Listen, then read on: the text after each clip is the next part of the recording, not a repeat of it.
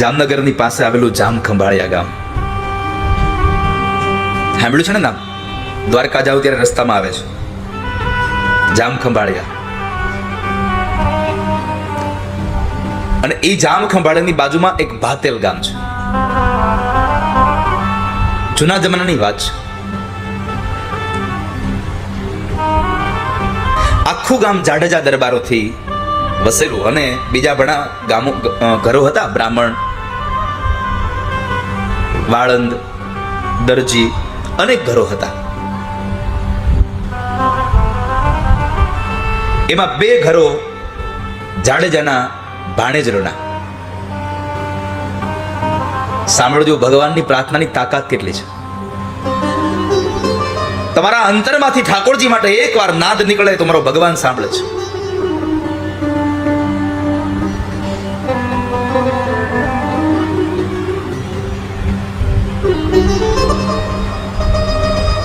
Railway માર્ગમાં જામનગરથી તમે દ્વારકા જાઓ એટલે એ રેલ માર્ગમાં જામ ખંભાળિયા પછીનું પેલું સ્ટેશન આવે ભાતેલ.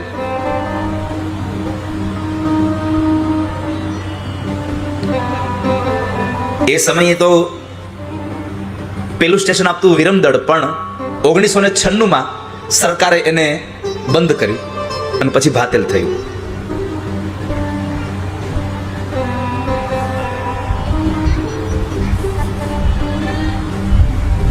ભાતેલ ગામના વયોવૃદ્ધ વડીલો એટલે કે જેની ઉંમર 90-95 વર્ષની હશે એમના મોઢેથી આ કથા સાંભળી છે.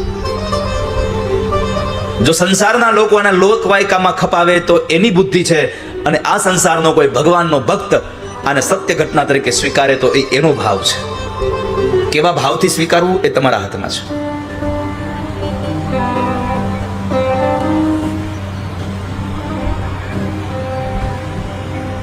આમ જોવા જાવ તો 1940ની આ વાત છે, જ્યારે મીટર ગેજ હાલતા પેલા છુકછુકિયા બધા મશીનો કોલસો નાખે અને ધુમાડો નીકળે, કોલસો નાખે ને ધુમાડો નીકળે. આ રેલવે ચાલતી જ્યારે મીટર ગેજ, ત્યારની વાત છે.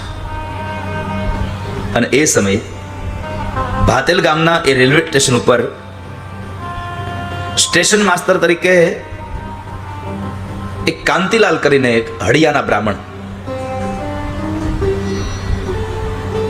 સ્ટેશન માસ્ટરની નોકરી કરે છે.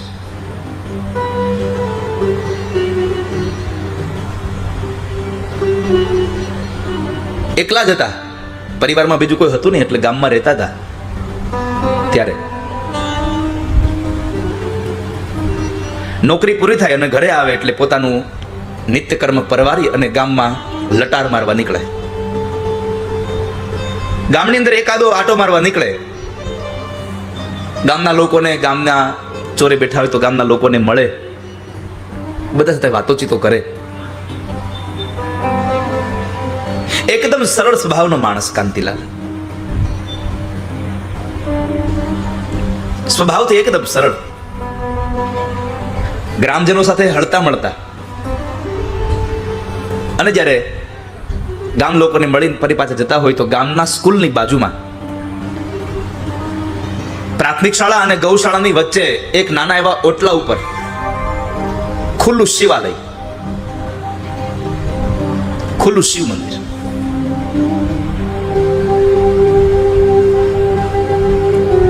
કાંતિલાલ નાનપણથી જ, કારણ કે બ્રાહ્મણ કુળમાં હતા એટલે નાનપણથી જ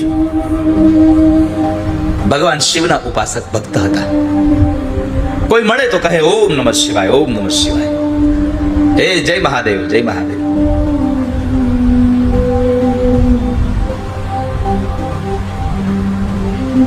એટલે કાંતિલાલ બરાબર ભગવાનના ભક્ત. એટલે જ્યારે પણ ગામમાંથી નીકળે ત્યારે એ ઓટલા ઉપરના શિવજીને વંદન કરી રહ્યા જાય. પછી તો ધીમે ધીમે આગળ વધ્યું કે પોતાને ભાવ જાગતો ગયો એટલે સોમવાર હોય તો સોમવારે જળ, પુષ્પ અને દૂધ લઈને આવે અને શિવજી ઉપર અભિષેક કરીને પાછા આવ્યા જાય.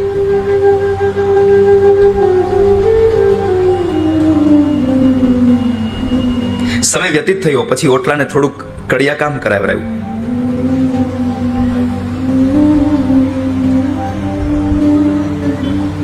ગામના લોકો અને યુવાનો સાથે કાંતિલાલ નામના આ સ્ટેશન માસ્તરને બહુ સારી મિત્રતા, ખૂબ સારો આત્મીય ભાવ.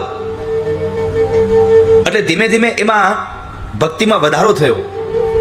અને એ ભક્તિના વધારામાં ઘટના એવી ઘટી કે એમણે ગામના લોકોને, યુવાનોને કીધું કે ભાઈ, આપણે દર સોમવારે રાત્રે અહીંયા 9 થી 10 1 કલાક ધૂન કરી હોય તો આપણે. યુવાનો તો રાજી થયા કે હાલો ન કરીએ. ગામના લોકો હતા તો કઈક છે કે અઠવાડિયે એક વાર છે ને, હાલો કરીએ.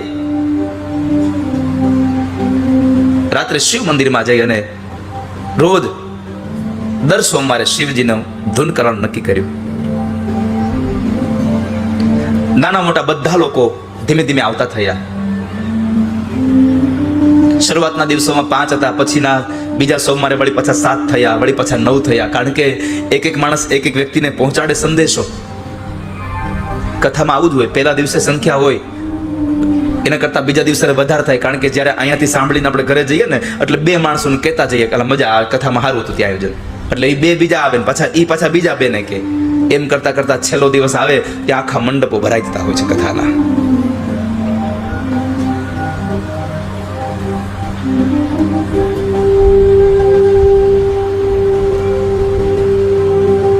પછી તો ધીમે ધીમે બધા થોડા પૈસા ઉઘરાવ્યા. એક ઢોલકું લઈ આવ્યા, 2 મંજીરા લઈ આવ્યા અને 8-10 ઓલી કરતાલો લઈ આવ્યા. રોજ ભગવાનનું ભજન કરે. ભગવાનનું દર સોમવારે રાત્રે 1 કલાક શિવ ભજન કરે.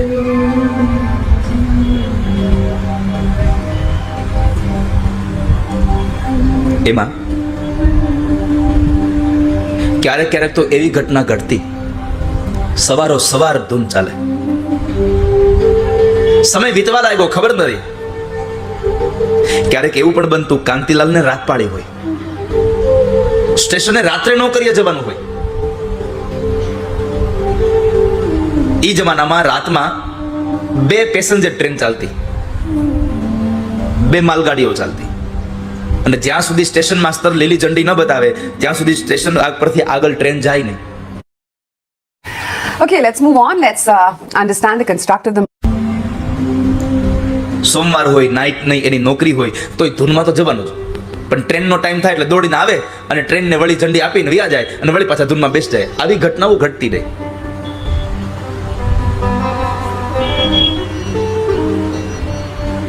અને ત્યારે તો આગલા સ્ટેશન ઉપર સ્ટેશન માસ્ટર સાથે ફોનમાં વાત થાય, એનો ટોકનનો ઓલો ગોળો કાઢવો પડે, ફાટકને બંધ કરવું પડે, ત્યારે ટ્રેન આગળ પસાર થાય.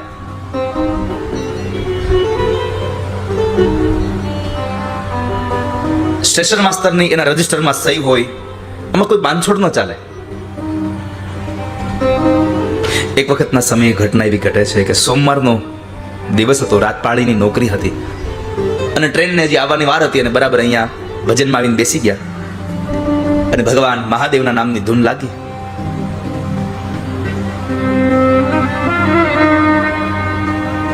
ભગવાન શિવના નામની ધૂન લાગી ગઈ.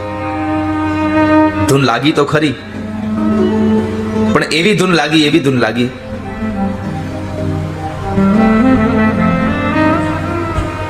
કે કાંતિલાલ ધૂનમાં એટલા લીન થઈ ગયા પોતે ભૂલી ગયા મારે રાત પાડી છે, આજે મારે રાત પાડીની નોકરી છે. કાંતિલાલ ભૂલી જાય છે. ગામના લોકોને ખબર નહીં કાંઈ, એટલે એ તો બધા ધૂનમાં લાગી ગયેલા. કાંતિલાલની હારે અનેક બીજા ભક્તો પણ ભગવાનની ધૂનમાં એટલા બધા તલ્લીન બની ગયેલા. સૌ લોકો આખી રાત ભગવાનનું ભજન કરે. સવાર પડી ગઈ કોઈને ખબર ન રહી. ભક્તોના માથા ઉપર જ્યારે આમ અંજવાળું આવ્યું એટલે એક ભક્ત કીધું, એ ભાઈ જુઓ તો ખરા, આમ જુઓ અંજવાળું થઈ ગયું. અવાજ આવ્યો અને બધાએ ધૂન બંધ કરી. કાંતિલાલની આંખો ખુલીને જ્યાં જોયે તો ખરેખર સવાર પડી ગઈ અને હાશકારો થયો, અરે કરી, આજ તો મારી રાત પાડી હતી, આજે મારી નોકરી ગઈ. અરે નોકરી ગઈનો વાંધો નથી, કદાચ કોઈ ટ્રેનને મેં આજે મારે રાતની નોકરીમાં મારે એને સિગ્નલ આપવાના હતા, એ નહીં દેવાના, કદાચ ટ્રેન ગઈ છે, કોઈ અકસ્માત થયું, કેટલા જીવ એમાં વયા ગયા છે. શિવ શિવ શિવ શિવ શિવ શિવ નામ બોલતા બોલતા ભગવાન મહાદેવના મંદિરેથી ઊભા થઈ અને દોડતા રેલવે સ્ટેશન જાય છે. હાફળા ફાફળા દોટ મૂકી છે ને. જ્યાં જઈને જોવે તો જેમ રોજ આવે ને જેમ બધા બેઠા છે એમ જ બધા શાંતિથી બેઠા છે પોતાના નોકરિયાત ભાઈઓ. આવેલા કાંતિલાલને એકદમ ગભરાઈ ગયેલા જોઈને કોઈએ પૂછ્યું કે સાહેબ કેમ આમ ગભરાઈ ગયેલા છો? શું થયું? આટલા બધા કેમ હાફો છો? કાંતિલાલે પોતાની આપવીતી કઈ બતાવી, ભાઈ આજે સોમવાર હતો, ગામમાં ધૂન હતી, રાત્રિની મારી નોકરી હતી અને રાત્રે હું ધૂનમાં ગયો, મને ભાન ન રહ્યું. એમાં બરાબર હું અહીંયા ટ્રેનને સિગ્નલ આપવા માટે, લીલી ઝંડી આપવા માટે આવવાનું ભૂલી ગયો અને મને આજે અત્યારે યાદ આવ્યું કે મારી રાતની નોકરી હતી, એટલા માટે હું દોડતો દોડતો આવ્યો છું. એટલા માટે હું આટલો દોડતો દોડતો આવ્યો છું. સામે ઉભેલો માણસ જરા આમ આશ્ચર્યચકિત થઈ જાય છે. સાહેબ સમજાયું નહીં મને. અરે ભાઈ હું એમ કહું છું કે રાત્રે મારે ધૂનમાં બેસવામાં મારું મન લાગી ગયું, મને ખબર ન રહી. રાત્રિનો સમય પસાર થઈ ગયો. ગઈકાલે મારી નાઇટની નોકરી હતી, મેં કોઈને સિગ્નલ નથી આપ્યા. ટ્રેનોનું શું થયું મને ખબર નથી કાંઈ. સાહેબ ભાન ભૂલી ગયા છો? કેમ? આ તમારા રજિસ્ટરમાં સહી રહી અહીંયા. એલા ભાઈ હું રાત્રે ધૂનમાં હતો. સાહેબ તમને કદાચ કંઈક ભૂલાઈ ગયું હશે. એને ગામના લોકોને કહ્યું, ભાઈ આને કોને હું રાતે ધૂનમાં હતો? સાહેબ તમે ધૂનમાં હતા તમે કહો છો, પણ હું અહીંયા નોકરીએ બેઠો તો તમે રાત્રે આવ્યા, તમે મારી હારે મને નમસ્તે કહ્યા, મેં તમને ઊભો થઈને આવકાર આપ્યો, તમે આવીને તમારા રજિસ્ટરમાં તમે સહી કરી, ઓલી ટ્રેન આવી તો એને તમે સિગ્નલ આપ્યું અને તમે એમ કહો છો હું ધૂનમાં હતો.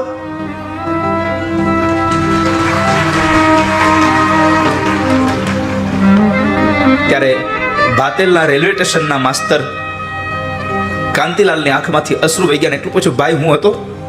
હા સાહેબ તમે જ હતા. અને આંખમાંથી દળ દળ અશ્રુની ધારા સાથે એટલું જ કહ્યું, ભાઈ એ હું હતો તો હું નહોતો, મારો મહાદેવ આવીને મારી નોકરી કરી ગયો છે, મારો ભગવાન આવીને નોકરી કરી ગયો છે.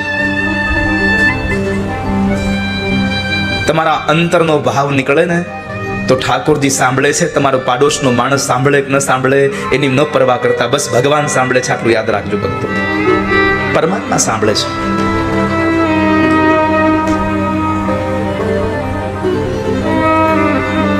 એ જ સમયે કાંતિલાલ બ્રાહ્મણે પોતાની નોકરીને રાજીનામું આપ્યું.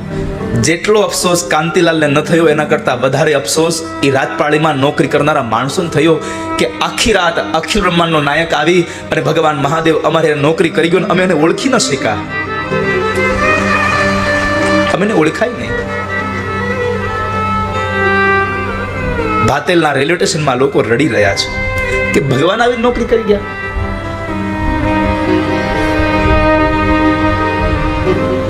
પરમાત્મા આવી નોકરી કરી ગયા.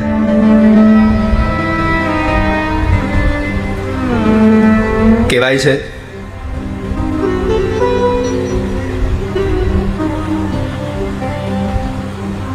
કે એ સમયે કાંતિલાલે નોકરીને છોડી દેવાનો નિર્ણય કરી લીધો કે મારા ઠાકોરજીને મારે નોકરી કરવા આવવું પડે તો આવી નોકરી હવે મારે નથી કરવી.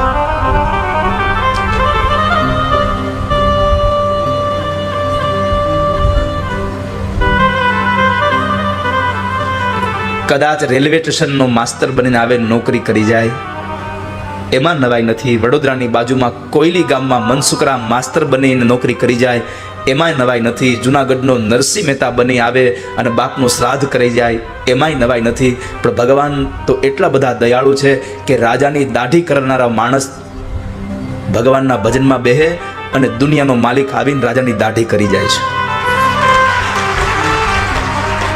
સૈન મહારાજ, સૈન ભગત તો સંતોમાં રમે, સવારામ બાપાનું ભજન છે. સૈન ભગત તો સંતોમાં રમે અને ભગવાન પોતે દાઢી કરવા જાય. અરે એના કરતા વિશેષ વાત મને એટલી ગમે છે કે માણસ હતો અને પુરુષ હતો, પુરુષ બનીને કઈ કામ કરી જાય એમાં નવાઈ નહોતી.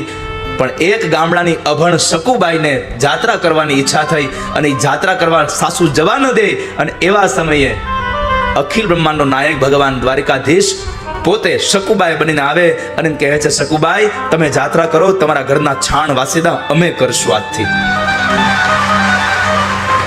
છાણ વાસીદા અમે કરશું. ભગવાને બોલો શકુબાઈ માટે થઈને છાણ વાસીદા કર્યા, પાણી ભર્યા, રોટલા ઘડ્યા. અરે સાસુ ને સસરાના પગે દબાવ્યા ને હાહુએ માર માર્યો તો ઈ ખાઈ લીધો. કલ્પના તો કરો, ભગવાન કેટલું દયાળુ છે.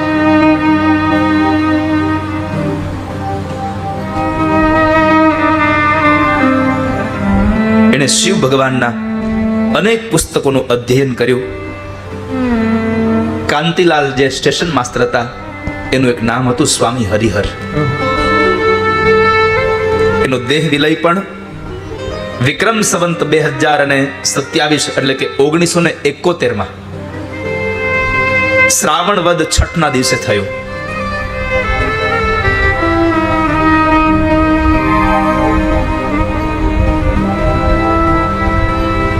એ દિવસે ઘટના ઘટી. જુઓ, જ્યારે એનો દેહ વિલય થયો એ જ દિવસે એક દિગંબર સાધુ ત્યાં આવેલા કે જે હરિહર બાપજીના દેહને દ્વારકાના દરિયાના એ જળમાં એના દેહનો વિલય કરવા માટે ગયેલા.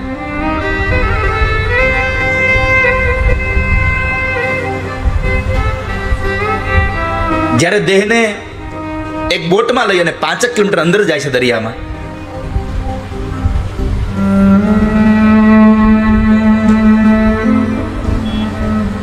કહેવાય છે કે જળ સમાધિની એ સમાધિની વિધિ પૂરી થઈ અને એ વિધિ પૂરી થયા પછી 5 કિલોમીટર અંદર ગયેલી બોટમાં બેઠેલા એક દિગંબર સાધુ એ બોટમાંથી ક્યાં વયા ગયા એ કોઈને ખબર જ નથી પડી.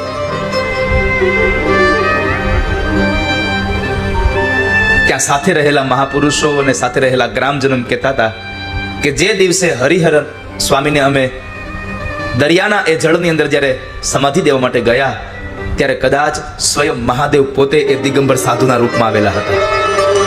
કહેવાય છે કે ભાતેલ ગામના રેલવે સ્ટેશનના એ રજિસ્ટરમાં જે કાંતિલાલ બનીને આવેલા ભગવાન મહાદેવ, એ મહાદેવના પોતાના હાથથી સિગ્નેચર કરેલું એ રજિસ્ટર રાજકોટ ડિવિઝનને યાદી સ્વરૂપે આપેલું છે. કેટલા દયાળુ ભગવાન.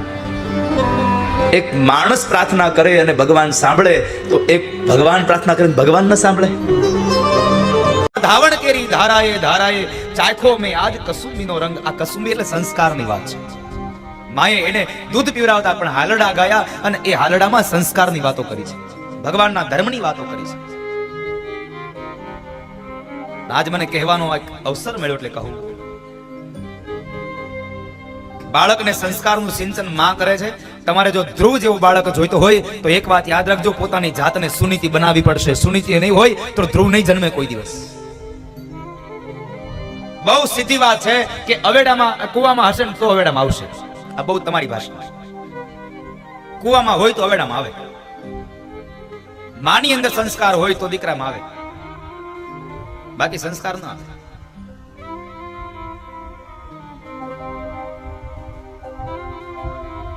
માં બરાબર ભીમ 11 ને ગોકુળ આઠમે ને બપોર વચ્ચે બેનપીણના ઘરે વહી જાય.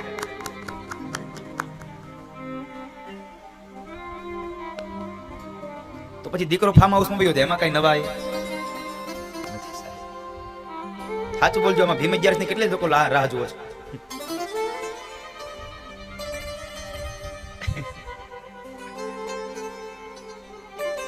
હમણાં આવે છે ને ભીમ 11 છે, કેટલા લોકો રાહ જુઓ છો? અરે હું થોડો કહું તમને જુગાર રમવાની રાહ જુઓ, ભીમ 11 ના તહેવારની રાહ કહું છું. તમે પણ આવડું લઈ લીધું. હાવ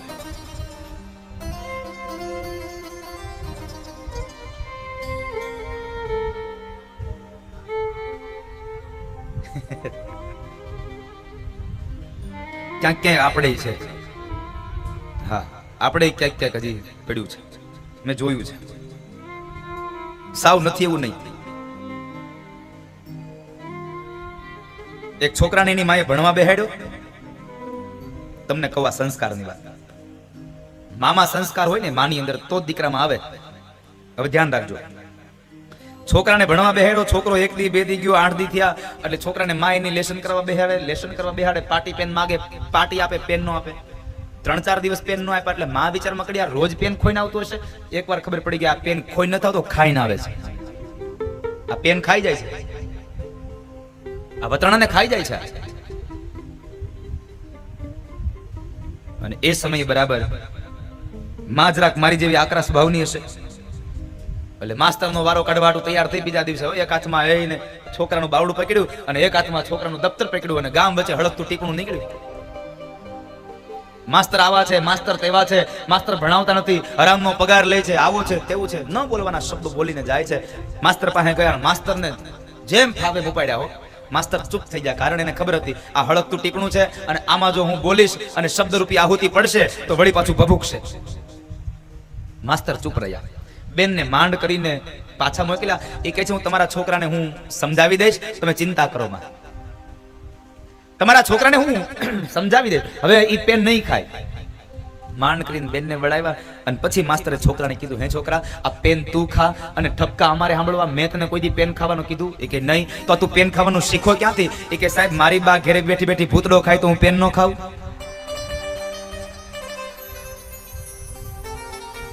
જેની માં ભૂતડા ખાય એનો દીકરા પેન ખાય. મારો કહેવાનો ભાવાર્થ હાસ્યની સાથે છે કે જ્યાં સુધી તમારા અંદર સંસ્કાર નહીં હોય ત્યાં સુધી દીકરાઓમાં સંસ્કારની અપેક્ષા ન રાખવી કોઈ દિવસ. પેટમાં પોઢીને સાંભળેલી બાલ રામ લખમણની વાત રે, શિવ રામ લખમણની વાત. માતાજીને મુખ થઈ દીઠી, ઉડીએની ઊંઘ થઈ દીઠી, શિવાજીને નીંદ ઝુલાવે, માતાજી જવાય ઝુલાવે. જ્યાં સુધી તમારી અંદર સંસ્કાર હશે ત્યાં સુધી તમારા દીકરાઓમાં સંસ્કાર આવશે. કારણ મહાપુરુષો કહે છે, કોઈ કવિ એમ કહે છે કે આ સંસ્કારો બજારમાં વેચાતા નથી મળતા, સંસ્કાર તો પરિવારમાંથી જ મળતા હોય છે. માટે પરિવાર સંસ્કારી હોવો જોઈએ તો સંતાનો ધ્રુવ જેવા થાય. બાકી સંસ્કાર નહીં હોય ને તમે જો દીકરા માટે ધ્યાન નહીં આપો એટલે તમારો દીકરો ધ્રુવ જેવો હશે તો ધુંધુકારી થઈ જાય એમાંથી. સંસ્કારની સાથે તમારી છરા એના ઉપર તમારી નજર પણ હોવી જોઈએ. આપણો બાળક છે એને ખાવું, પીવું, હરવું, ફરવું, ઓઢવું, સુખ સાહેબી નહીં એને તમે આપી દો, મારી ના નથી. એને સ્વતંત્રતા આપો, પણ એક વાત યાદ રાખજો, તમારી આપેલી સ્વતંત્રતા સ્વચ્છંદતામાં બદલાઈ ન જાય. આનું ધ્યાન રાખજો. તમારી આપેલી સ્વતંત્રતા સ્વચ્છંદતામાં ન બદલાવી જોઈએ. પણ થાય છે એવું કે અત્યારે આપેલી સ્વતંત્રતા હવે બાળકો સ્વચ્છંદતામાં અનુભવે છે, એને પરિણમે છે. ગાડી આપી દે, મોબાઈલ આપી દે, પૈસા આપે એટલે ન કરવાના કામો કરે. ઘરેથી કહીને જાય હું સ્કૂલે જાઉં છું, કોલેજ જાઉં છું. કોલેજમાં જઈને જોઉં તો ખબર પડે હોય બગીચામાં, ગાર્ડનમાં જ ટોકીજમાં હોય. આની પાછળ જવાબદાર કોણ? આની પાછળ જવાબદાર એનો મા બાપ છે. સારી સ્કૂલમાં એડમિશન લઈ દેવાથી તમારા બાળકમાં સંસ્કાર નહીં આવે, પણ સારી સ્કૂલમાં એડમિશન લીધા પછી પણ એના ઉપર તમારી નજર હોવી આ બહુ મહત્વની વાત છે સાહેબ.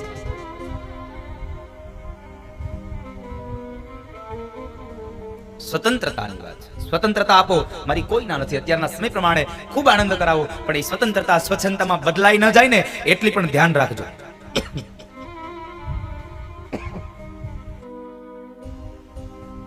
સ્વતંત્રતાને આપજો. ધ્રુવજી મહારાજ આવ્યા છે. ધ્રુવજી મહારાજ ત્યારબાદ ઉત્તાનપાદ રાજા સુનિતને સાથે લઈ અને તીર્થ ક્ષેત્રમાં ચાલ્યા ગયા છે. ધ્રુવજી મહારાજ રાજ કરે છે. ભગવાને શું કામ રાજા બનાવ્યો? તો કહે છે યથા રાજા તથા પ્રજા. જેવો રાજા હોય એવી પ્રજા થાય. યથા રાજા તથા પ્રજા, એટલા માટે એને રાજા બનાવ્યો.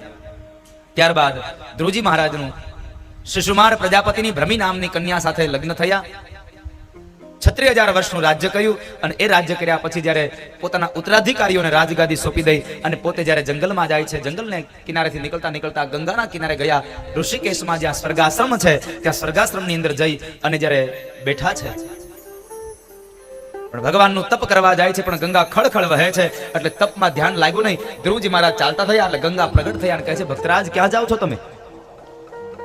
ક્યાં ચાલ્યા તમે? ગંગા, અહીંયા બહુ તારા વેણનો અવાજ આવે છે, માટે હું કોઈ અન્ય જગ્યાએ જઈ અને હું તપ કરું. મારું ધ્યાન અહીંયા તપમાં લાગતું નથી. ગંગાજી કહે છે ભક્તરાજ, તમારા જેવો ભગવાનનો ભક્ત જો મારો કિનારો છોડીને જાય ને તો મારું મહાત્મય ઘટી જાય. માટે એક કામ કરો, તમારે કિનારો છોડીને જવાની જરૂર નથી. હું જ મારા વેણને શાંત કરી દઉં છું. અને એ સમયે ગંગાજી એકદમ શાંત થયા. ભક્તરાજ ધ્રુવજી મહારાજ ત્યાં બેઠા છે. સમય થયો અને મૃત્યુને પગથિયું બનાવી ભગવાન વિષ્ણુના જ્યારે પાર્ષદો લેવા આવ્યા, એ પાર્ષદોની સાથે જ્યારે વિમાનમાં બેસીને જાય છે, એટલે વળી પાછું ધ્રુવે માંગ્યું. ધ્રુવજી મહારાજ રડ્યા છે અને રડતા સમયે પાર્ષદોએ પ્રશ્ન કર્યો, ભક્તરાજ શું થયું, શા માટે રડો છો? ત્યારે ધ્રુવજી બોલ્યા છે, મારી માને જો મુક્તિ ન મળી હોય તો મારે સ્વર્ગમાં આવવું નથી. માને મુક્તિ પહેલા અપાવી. અને ત્યારે ભક્તરાજને કહે છે, જુઓ ભક્તરાજ, આગળના વિમાનમાં તમે નજર કરો, તમારી માતા સુનીતિને લઈ અને ભગવાનના પાર્ષદો જાય છે. કારણ ધ્રુવ જેવો બાળક જેને મળે ને એના મા બાપને સ્વર્ગ જ મળે, એમાં કોઈ પણ પ્રકારનો સંશય નથી. સંસ્કારી દીકરો હોય તો એના મા બાપને સ્વર્ગ મળે, ધાર્મિક હોય તો એના મા બાપને સ્વર્ગ મળે, એમાં કોઈ સંશય નથી. બાકી ધુંધુકારી જેવો થાય તો સ્વર્ગ મળ્યું હોય ત્યાંથી ઉપાડીને વળી નરકમાં નાખે. પણ ધ્રુવ જેવો દીકરો મળે તો એ દીકરો આ દુનિયામાં મા બાપને સ્વર્ગની પ્રાપ્તિ કરાવે. આ ધ્રુવ ચરિત્રની કથા એમ બતાવે છે, 5 વર્ષનો ભગવાનને મેળવવા માટે થઈને બાળક નીકળી પડ્યો. બહુ મુખ્ય સંદેશો આપ્યો, ભગવાનની ભક્તિ કરવા માટે કોઈ પણ જાતની ઉંમર નથી હોતી સાહેબ. ભગવાનની ભક્તિ માટે ઉંમર ન હોય. ભગવાનની ભક્તિ માટે તો માત્ર ભાવ હોવો જોઈએ. ભાવ જાગે અને ભગવાનની ભક્તિ થાય. પણ આપણે તો મનમાં એક ઘરી ગયું છે, ગૌઠા થાવું ને તઈ હવે જાત્રા કરશું ને તઈ ભગવાનના નામ લેશું, અત્યારે કમાઈ લે. અરે ઘરડા થાશું કે નહીં કોને ખબર છે. બાળપણમાં ઘણો ફેર છે, કોને બાળપણ કહેવાય જો. બાળપણમાં ઘણો ફેર છે, કોને બાળપણ કહેવાય જો. બાળપણમાં ધ્રુવજીને હરી મળ્યા રે, એને બાળપણ કહેવાય જો. બાળપણમાં ધ્રુવજીને હરી ગયા રે, બાળપણ કહેવાય જો. બચપણમાં પ્રહલાદને નૃસિંહ મળ્યા રે, એને બચપણ કહેવાય જો. બચપણમાં પ્રહલાદને નૃસિંહ મળ્યા રે, બચપણ કહેવાય જો. બચપણમાં પ્રહલાદને નૃસિંહ મળ્યા છે. આપણે તો 80 વર્ષ વયા જાય તો કોઈ દી આપણને હારા સંત ન મળે. ઈશ્વરની પ્રાપ્તિ કરજો, ભગવાનના નામનો આશ્રય કરજો. આ કથા બતાવી અને અંતમાં ચતુર્થ સ્કંદમાં ભગવાન રાજા બનીને આવ્યા. ભગવાન પૃથુ રાજા બન્યા. શા માટે? તો કહે છે રાજાનો ધર્મ શું છે એ બતાવવા માટે ભગવાન પૃથુ બન્યા છે. ભગવાન રાજા બન્યા. રાજાનો મૂળ ધર્મ છે પ્રજાના સુખમાં સુખી થવું અને પ્રજાના દુઃખમાં દુઃખી થવું. આ રાજાનો મૂળ ધંધો એ મૂળ એનો ધ્યેય હોવો જોઈએ. આપણું થઈ જાય પછી પ્રજાનું જે થવું હોય તે થાય, એ રાજા યોગ્ય નથી. એટલા માટે ભગવાને રાજાનો ધર્મ બતાવવા માટે ભગવાન રાજા બન્યા છે.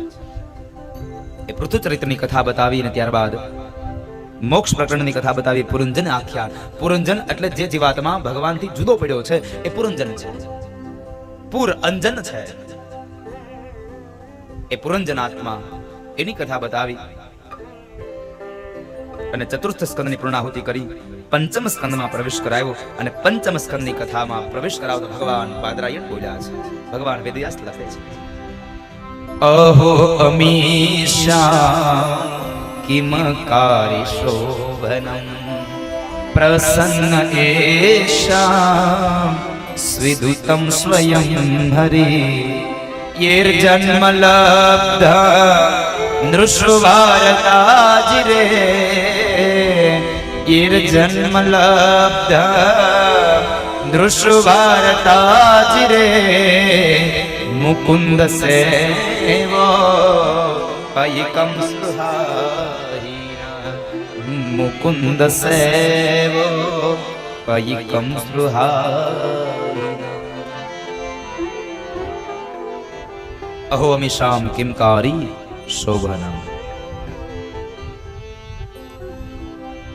પંચમ સ્કંદની શરૂઆત અને એ સમયે રાજા પરીક્ષિત ભગવાન સુખદેવને પ્રશ્ન કરે છે, બાપજી, પ્રિય વ્રતો ભાગવત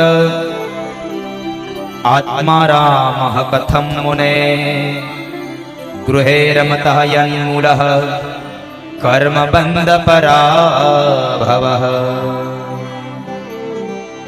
મહારાજ, મારા મનની અંદર સંશય થાય છે.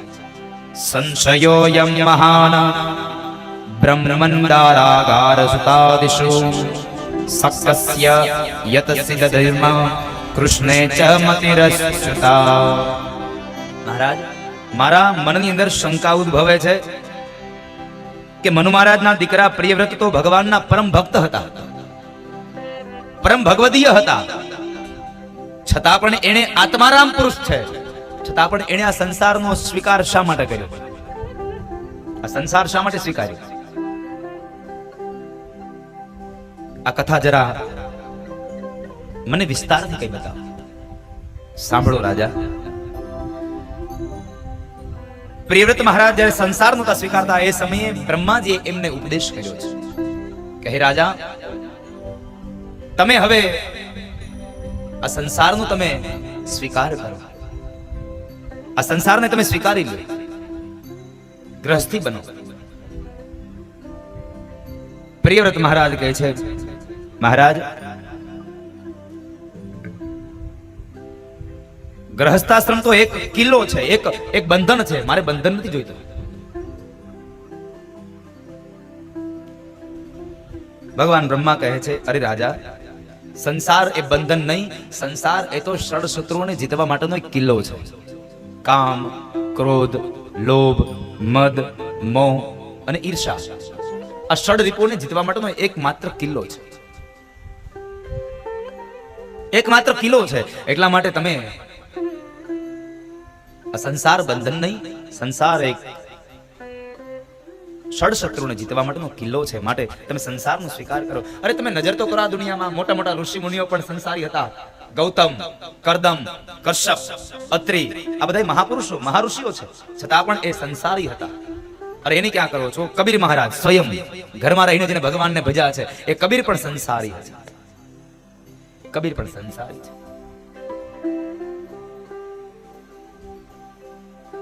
કબીર મહારાજ સંસારી થયા છે. સંસારમાં રહીને પણ ભગવાનને ભજી શકાય. સંસારને છોડી અને કદાચ ભગવાન નહીં મળે, પણ ઘરમાં રહીને પણ જો સંસાર છૂટી જાય તો ભગવાન મળી જાય. મેં ગઈકાલે એક વાત કરી હતી, ખબર છે? રાજા ભરતુહરીની 92 લાખ માળોનો ધણી રાજા ભરતુહરી છોડીને વયો ગયો, ખાલી ઘર મૂક્યું, મનમાંથી ઘર ન ગયું, મનમાં ઘર કરી ગયું. સાહેબ, ઘર ન ગયું. આ સંસારી જીવડો. પ્રિયવ્રત મહારાજને સમજાવ્યા એટલે પ્રિયવ્રત મહારાજે બ્રહ્માના કહેવાથી લગ્ન કર્યા અને એ સંસારની અંદર, એ દાંપત્ય જીવનની અંદર એમને 10 દીકરાઓ થયા છે. એમાં 3 દીકરાઓ વિરક્ત રહ્યા, જેને સંસારનો સ્વીકાર ન કર્યો. 3 દીકરાઓ વિરક્ત રહ્યા અને ત્યારબાદ 7 જે દીકરાઓ છે એને એક એક દીપનું રાજ્ય આપ્યું છે. એમાં જંબુદીપના રાજા આગનિદ્ધ થયા.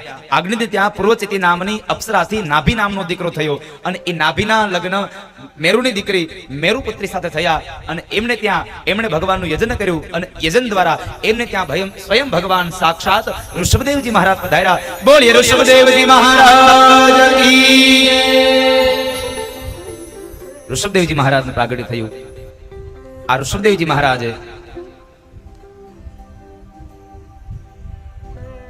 સંસારનો સ્વીકાર કર્યો. સંસારનો સ્વીકાર કર્યા બાદ ઋષભદેવજી મહારાજે સમય આવ્યો એટલે પોતાના ઉત્તરાધિકારીઓને રાજગાદી સોંપી દઈ, પોતાનું રાજ્ય સોંપી દઈ અને તેઓ પણ નીકળી પડ્યા. ઋષભદેવજી મહારાજનું પ્રાગટ્ય શા માટે?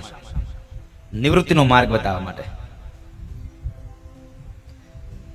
જે સમયે જે કામ સારું લાગતું હોય ને એ સમયે એ કામ માણસે કરી લેવું જોઈએ.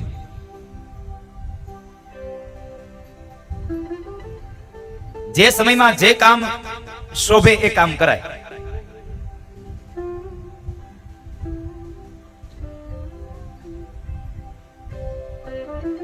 આપણી આવરદાના 4 વિભાગો પાડ્યા છે. આપણી આવરદા મનુષ્યને કેટલા વર્ષની આવરદા છે? 100 વર્ષની. આ 100 વર્ષની 4 ભાગ પાડ્યા છે, ચાર પ્રકારમાં ડિવાઈડ કર્યા. 25 વર્ષના 4 વિભાગો પાડ્યા. 1 વર્ષથી 25 વર્ષ, 26 થી 50, 51 થી 75, 76 થી 100. હવે સમજો આમાં શું કરવાનું આ 100 વર્ષમાં. જો કે હવે તો આપણા પદાર્થો ખાવા પીવાની રેકી ટેકી ગઈ, ન ખાવાના પદાર્થો ખાવા માંડ્યા એટલે માણસની આવરદા આપોઆપ ઘટી ગઈ. આવરદા ઘટી એટલું નહીં હો, માણસની હાઈટ ઘટી ગઈ છે. હા, આ યાદ રાખજો.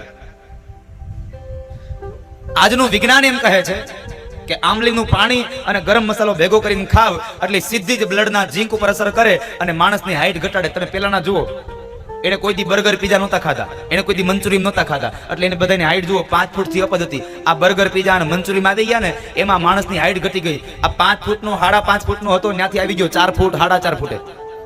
આ મને એમ થાય છે આ રોજ આ માણસની હાઈટ ઘટતી જાય છે. આ એક દી બધા ફૂટના થઈ જાવું તો આ ટ્રેક્ટર ને આ મર્સિડીઝ ને આ ઇનોવા હાંકશે કોણ? આ પગ નહીં આંબે કોણ હાંકશે? પછી અપગ નહીં હોય તો એક્ટિવામાં સાઈડના વ્હીલ નખાવા પડશે. ક્યાં જશે?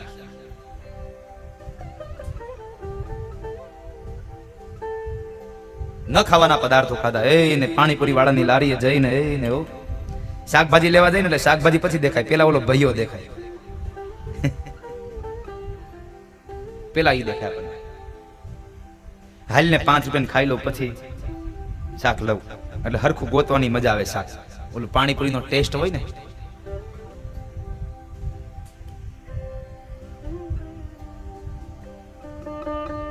જીવનમાં સુખી થવું હોય ને તો 3 વાત યાદ રાખજો. ધ્યાન ત્યાં ન ખાવું, જ્યારે ને ત્યારે ન ખાવું, અને જેન તે ન ખાવું. પુષ્ટિ સંપ્રદાયમાં શ્રીમદ વલ્લભાચાર્ય મહારાજ કહે છે ભોજનમાં 3 વસ્તુઓની ખાતરી કરવી. પહેલી વાત તો પવિત્ર સ્થાનમાં બનેલું ભોજન ખાવું. બીજી વાત પવિત્ર ભોજન જમવું, સાત્વિક ભોજન જમવું. અને ત્રીજી વાત પવિત્ર માણસના હાથે બનેલું ભોજન જમવું. આ 3 વાત પુષ્ટિ સંપ્રદાય કહે છે. હવેલી સંપ્રદાય કહે છે જ્યાં ત્યાં ન ખાઈ લેવું, જ્યારે ત્યારે ન ખાવું, અને જેન તે ન ખાવું. મને તો બેનોને એ વાતનું હસવું આવે. એ પાણીપુરી ખાઈ લે ને પછી તીખી લાગે ને પછી હું કે હે ભાઈ આ પાણી ક્યાં છે? એટલે ઓલો પાણી બતાવે, જો આ ટીપ ભરી. એ નહીં કે મિનરલ નું નથી. તો ઓલા એ જો હાથ અડધો બોલીને દેતો તો મિનરલ હતું. એ ખાતા જાય ને વળી પાછા કહેતા જાય એ ભાઈ બડી બડી મોટી મોટી પૂરી દેના. ઘડી કી હિન્દી પાછી થઈ જાય.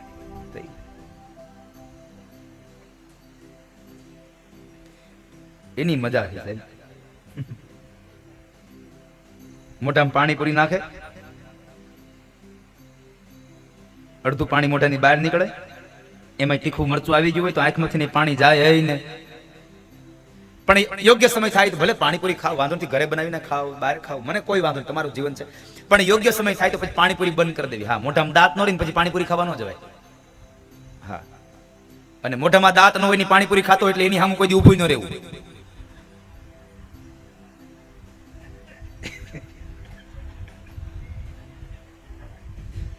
અનુભવ કરો તો એકવાર, મોઢામાં દાંત ન હોય ને પાણીપુરી ખાવા જાય, આમ દબાવો, સીધી પિચકારી માથે.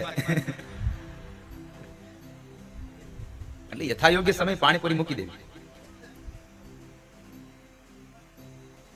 પાણીપુરી નહીં સાહેબ, બધી વસ્તુનો યથાયોગ્ય સમય જ એનો ઉપયોગ થાય તો સારી લાગે.